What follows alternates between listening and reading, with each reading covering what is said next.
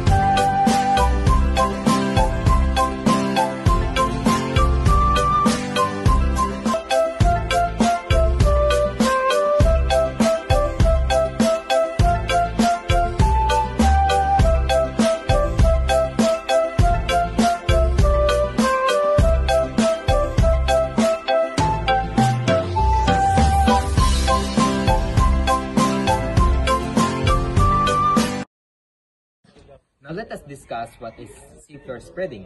Seafloor spreading is a geological process where new oceanic crust is formed at mid-ocean ridge, and an older crust is pushed away from the ridge, creating a widening ocean basin.